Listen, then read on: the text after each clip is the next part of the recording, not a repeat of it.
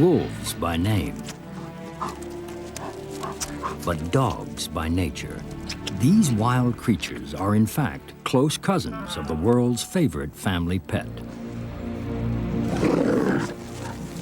The feared wolf has become the animal we think of as our best friend. What do these two still have in common? Are there any savage instincts left in this tamed and pampered playmate? If we could see the world through a dog's eyes, perhaps some of these questions would be answered. Wild or tame, all dogs retain the instinct for the hunt and the muscle power to pursue. Whatever the quarry, all dogs thrill at the sport of the chase. For their cousins in the wild, this is no playful game. Hunting dogs need stamina and speed, good sight, smell, and hearing, and effective teamwork. They're among the most successful predators in the natural world. Dogs were first trained for their hunting skills, but they've strayed into human culture in many ways, as gods guiding ancient Egyptian souls to the afterlife and guarding Chinese temples, even as loyal listeners advertising music. But we're wary of wild dogs, the sly fox, the trickster coyote, and the sinister pack of wolves. Whether friend or foe, predator or pet, all dogs are from the same animal family, the canids. With long, powerful jaws and sharp teeth, the weapons needed to catch large prey and chew through bones and carcasses.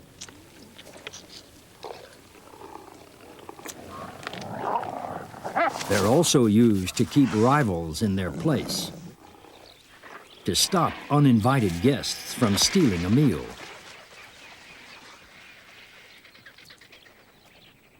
or to keep lesser members of the pack in line. Within the hunting pack, coloring is critical. Lone hunters, like foxes, can be plain, but in this pack, teamwork requires that each dog has a uniquely recognizable pattern. Coats that distinguish them in the wild also distinguish them as pets. Whatever shape, size, or color, from wild hunter to gentle pet, all dogs have clawed toes for digging, and their digging instincts can be put to good use. Terriers were once trained to unearth rabbits, but today, as pets, they are more likely to dig up mischief. The fennec fox doesn't dig for fun. For this dog, it's an important way of finding food. Some dogs dig to bury food, but this dog's just digging itself into trouble. Dingoes are more tolerant than people. What's a little sand up the snout if you're eager to share a meal?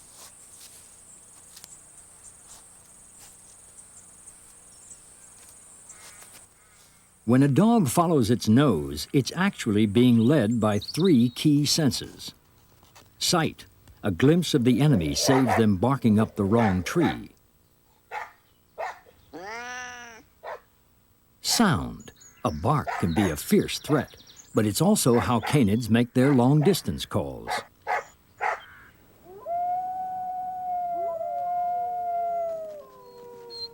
The howls and yelps of wild dogs can be heard for several miles.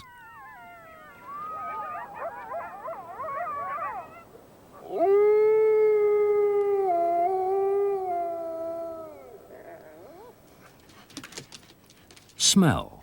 This tells a dog more than all the other senses put together. It marks territory, warns off rivals, tells dogs who's who, where they are, and why they're there. Smells can fully occupy a dog until sound intervenes.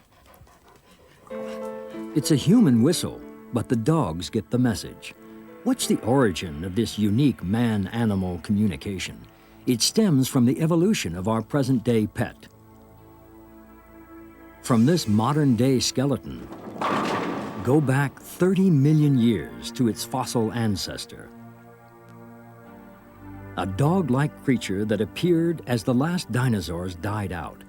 Gradually, it evolved, growing longer legs, a shorter tail, and losing a fifth toe, but keeping the same powerful skull and teeth. This new creature was huge and menacing. It had become a dog we'd recognize. The wolf.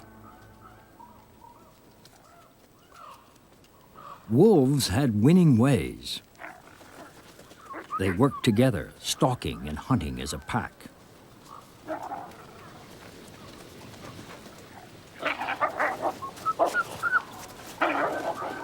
For 2 million years, they were the world's top dogs. But 18,000 years ago, at the time of the last ice age, wolves met their match in another hunter, also in a pack and chasing the same prey. Although arch enemies, man and wolf ended up joining forces. Some wolves changed sides, and wild dogs became human pets. The man-animal bond was so close that legend tells of children being reared by wolves. Perhaps the most famous were Romulus and Remus, the mythical founders of Rome. Human babies may never have lived with wolf packs, but human adults certainly reared wolf pups. They tamed them, trained them, and bred them to hunt in a new pack. 4,000 years ago in ancient Greece, hounds ran at the hunter's heels. And in medieval Europe, huntsmen took a dozen dogs or more out on the chase.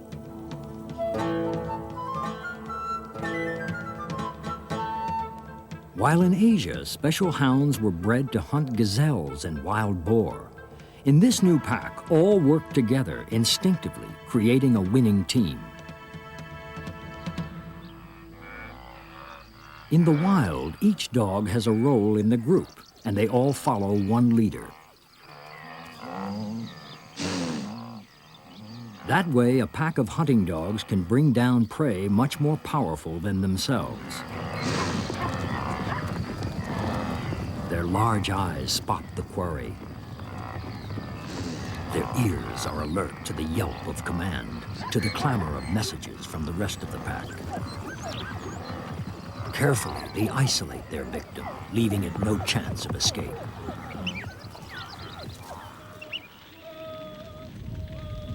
Dogs always hunt this way, even in a human pack.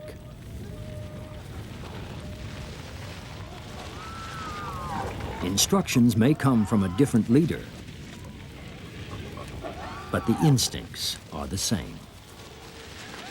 Man and dog share the struggles of the chase and the spoils of the hunt.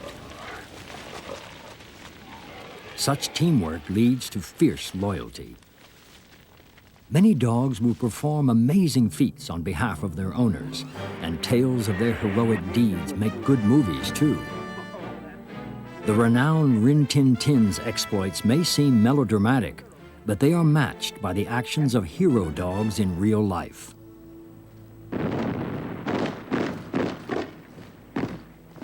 In the First World War trenches, Airedale Terriers carried messages back from the front line under heavy fire. They worked 12 hours a day on strict rations of 3/4 of a pound of biscuits and a half pound of horse meat. And no eating on duty.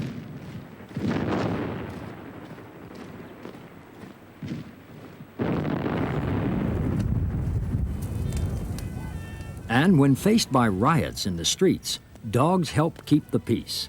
As a pack animal, the dog is loyal to its leader, the handler, helping to protect property and people from invasion or attack. That aggression is real, but it can be controlled by the handler's command.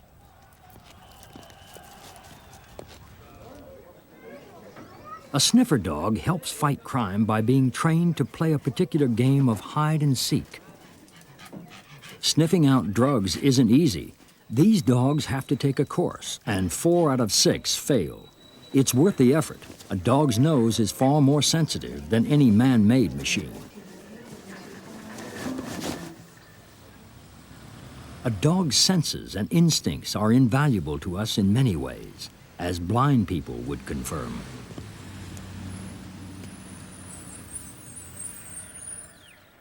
Dogs know instinctively how to stalk their prey. We've channeled this instinct into a more useful skill, herding instead of hunting. No movement in the flock escapes the dog's quick eyes, while its ears are sensitive to the slightest change in the shepherd's command. A sheepdog can detect the tone of a shepherd's whistle or voice up to a mile away. And the most difficult lesson the dog learns? To drive the flock away from the pack leader, the shepherd, which goes against all instinct. It's possible only because of the dog's total obedience. What teamwork! The wisdom of one allied to the obedience and supreme senses of the other. Eyesight, hearing, and the dog's most sophisticated sense, smell. Inside its nose are around 200 million smell-sensitive cells, 40 times more than in humans. Through them, the dog's brain can pick up signals from one molecule of scent in a million. It gives a dog a completely different picture of the world based on what it smells rather than what it sees. This kitchen looks empty to us, but for a dog, the view is different. It knows that a boy has walked through. We can make out the footprints, but already the sniffing detective knows much more. It can tell that the boy walked through the farmyard, past the pigsty, and across the neighbor's yard, all in the last half hour. Flowers are irrelevant to a dog, so their scent is meaningless. But food is a serious matter. What to us is an empty plate is covered with the smell of chicken to a hungry dog. And a trash can? This was emptied some hours before, but the dog can detect the subtle whiff of bacon rind, orange peel, and baby's diaper, which were all recently crammed inside.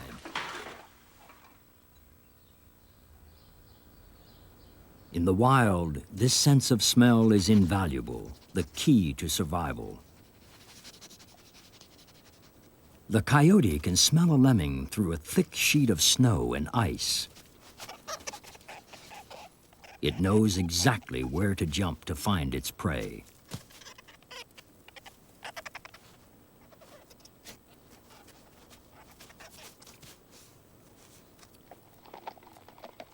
We've made use of dogs' survival instincts when hunting for sport. We've bred foxhounds with a heightened sense of smell. Their drooping ears channel scent to the nose, and they're trained to listen, too. Dogs quickly learn to interpret sound. An instruction to the hound signals danger to this dog nearby.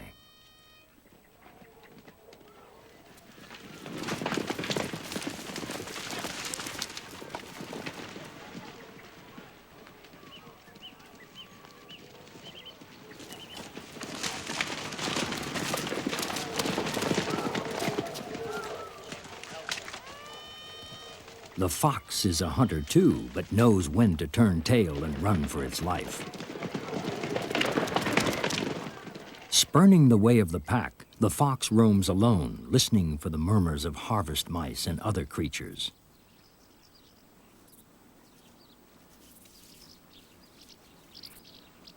The fox can detect high-frequency sounds. The tiniest squeak is all the fox needs. It doesn't have to see the baby mice. It already knows they're there.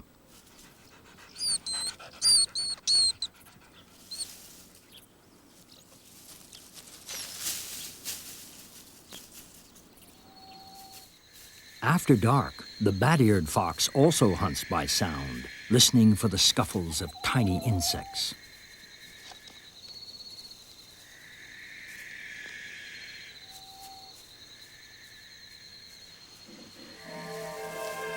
In Czech legend, such movement in the corn is not the wind, but a wild dog's spirit to be chased and trapped in the last patch of corn, then banished forever. In the desert, all is quiet during the heat of the day. The fennec fox is listening, but also trying to stay cool inside of its fur coat. Huge ears act like car radiators, allowing heat to escape. but it's best to stay still to keep the body temperature down. In the Arctic, foxes have the opposite problem. In sub-zero temperatures, they need to keep the heat in. That's why they have small ears and very thick fur.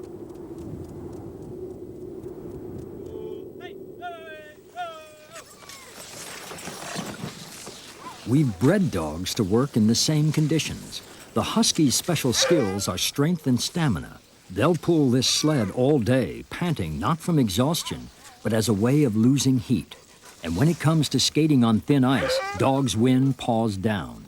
It is said that Huskies find the safest route across the snow and ice by sensing hidden dangers such as snowdrifts and deep cracks. These are the finest athletes of the dog world, greyhounds. With eyes like hawks, they were bred as lean, lightning-fast hunting dogs.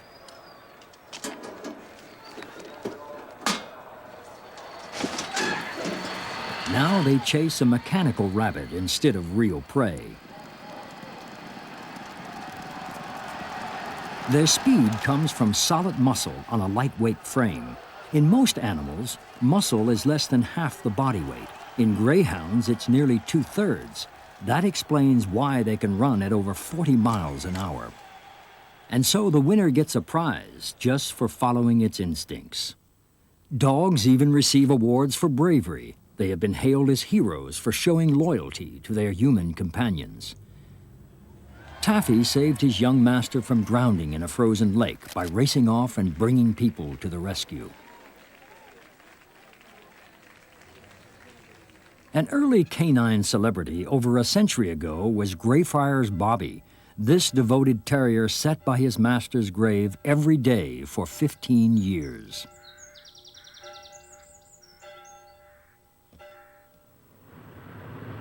After their courage in the trenches, the Second World War saw parachuting dogs drop behind enemy lines to accompany raiding parties and join spy missions. Leica from Russia was the most famous canine traveler of all. In 1957, this dog was the first living creature to go up into space. And which is the brightest star in the sky? Sirius, the dog star. In ancient Egypt, it rose over the horizon during the annual flood of the river Nile. This made the land fertile again, so the Egyptians worshipped this star for its life-giving properties. Another of their gods, Anubis, had the body of a man and the head of a jackal. His role was to prepare the dead for their entry into the underworld. Guide and guardian, recurring roles for the dogs of myth and legend. In ancient Greece, the three-headed hound Cerberus guarded the gates of hell, keeping the living out, and more importantly, the dead in. The dog's superior instincts and senses have always been respected, but sometimes they're viewed with suspicion and even fear.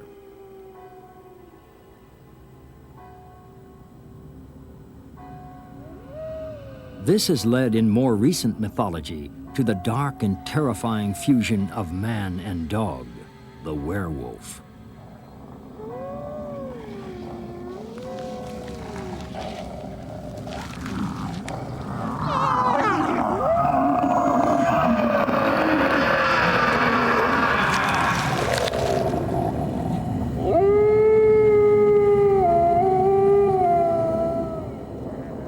Fiction, but perhaps with a thread of truth.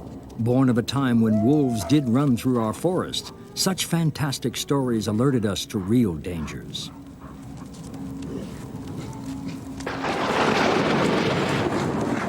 But wolves were only threatening as our enemies. Once they had been trained to work with us rather than against us, their aggression could be harnessed and put to use. The Romans trained dogs as living burglar alarms, and intruders were warned off by entrance mosaics, the earliest known sign saying, "Beware of the dog." Since then, all sorts of dogs have been bred with an aggressive streak. In Italy's Abruzzi Mountains, sheep are protected by a very special dog. It's bred to protect the flock, but also to look like a sheep, the Maremma sheepdog.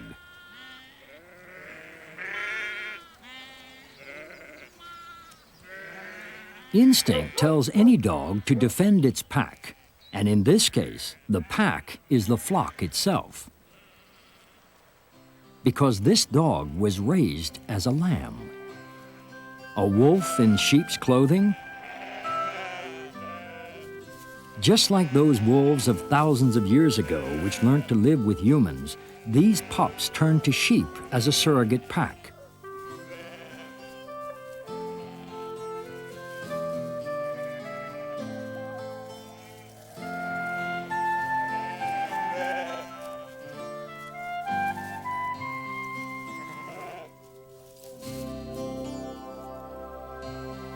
And as with all creatures, the key lessons of life begin in infancy. Puppies learn through play how to interact with their siblings, and a jackal pup finds out that attention has to be fought for. And it learns to keep its place.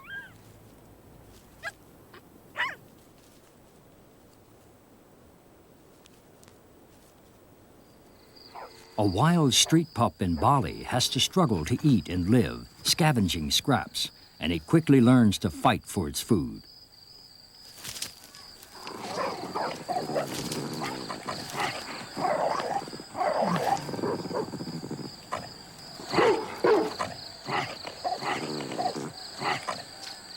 Though not to the point of risking the very survival it's fighting for.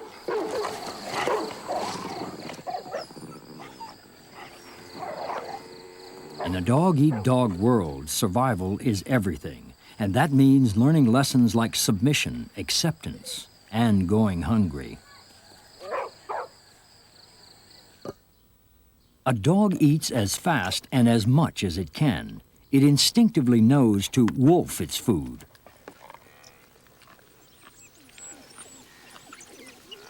These feeding habits derive from wild dogs, which must eat fast should a bigger rival appear, like a hyena.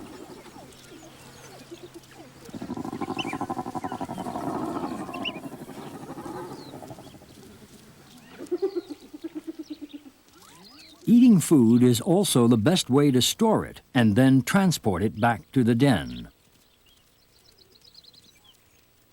where hungry puppies are waiting.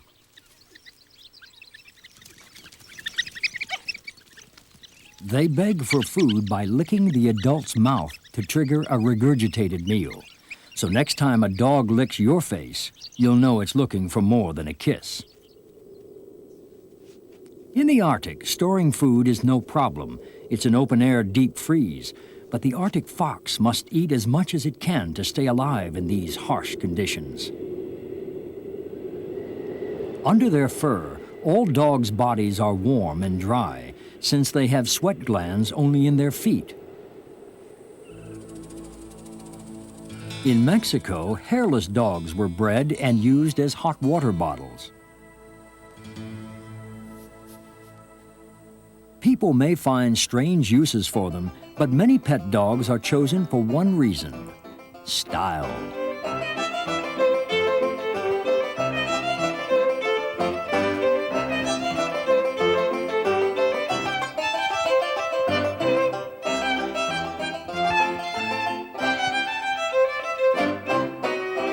And today's pet dogs are designed to look very different from those of yesteryear.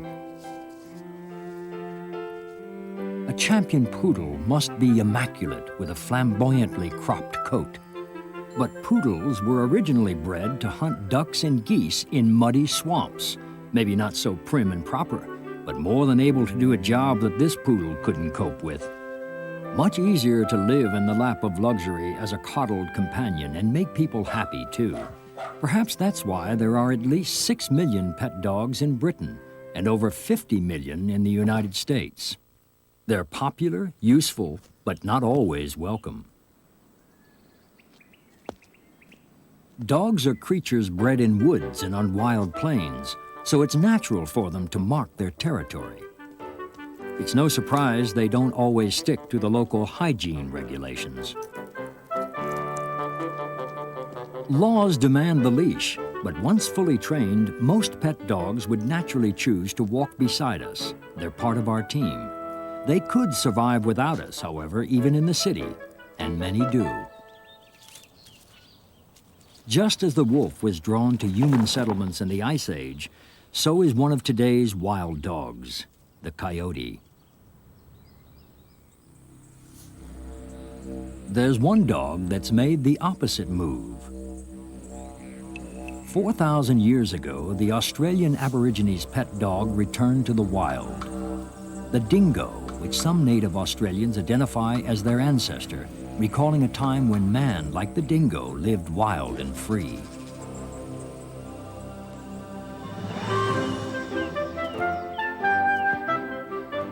Does today's pet dog feel wild and free?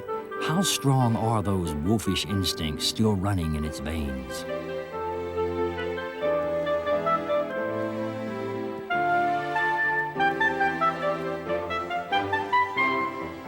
Most dogs keep their wild side well hidden, appearing docile and domesticated to our eyes. They know their place. They've given up their freedom to join the human pack.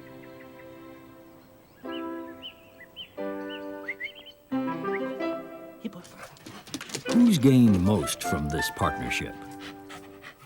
We have a loyal, affectionate, and obedient companion. The dog has someone to play with, a comfortable home, and a regular supply of food. Our four-legged friend has all its needs met. We may think we're the masters, but which one of us is really top dog?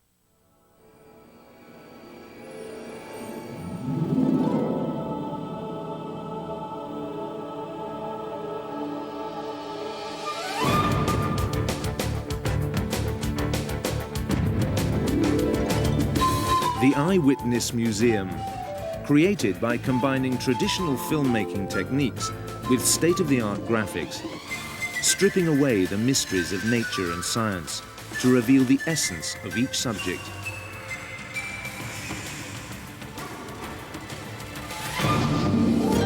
Bringing the world into sharp focus.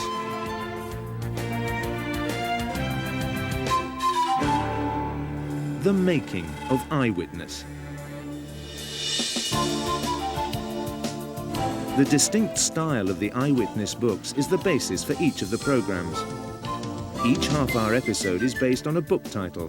The Eyewitness book's visual style gives the program makers a starting point and a challenge. The challenge of transferring the clarity and super-realism into moving images and sound. Now let's take a look behind the scenes at the making of Dog.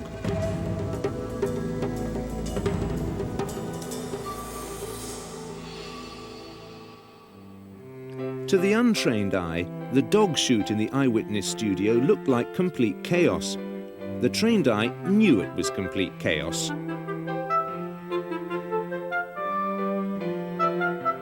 However, Connell, our hero dog, was a true professional. All of the dogs filmed, except Connell and Whisper the poodle, were pets, and although keen to please, had no special training. Emma, the director, knew exactly what she wanted. After much perseverance, the shots began to take shape.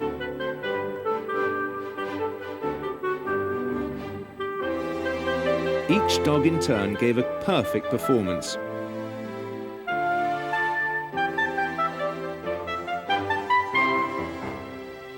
With a little help from their owners.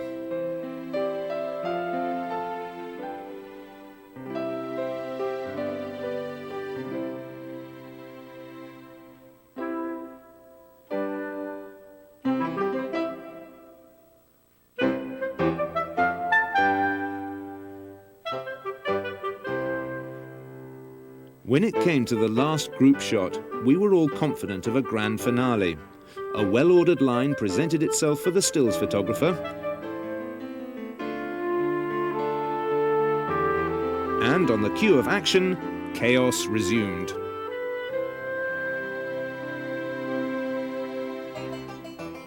But in the video editing suite, the director had everything she needed to create the perfectly choreographed dog dance.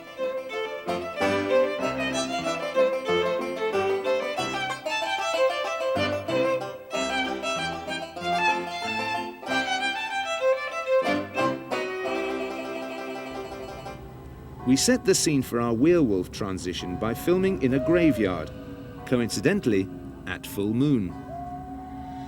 The initial shots of our actor in various stages of makeup were combined using filmmaking techniques and electronic manipulation. To change our actor from the traditional film werewolf into the real thing needed a morph. The actor was filmed against a neutral screen, matching exactly the actions of a real wolf that had been filmed in the Eyewitness studio.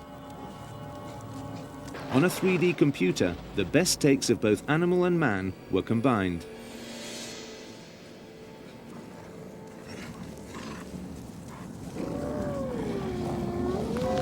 The resulting transition was then superimposed against our graveyard backgrounds.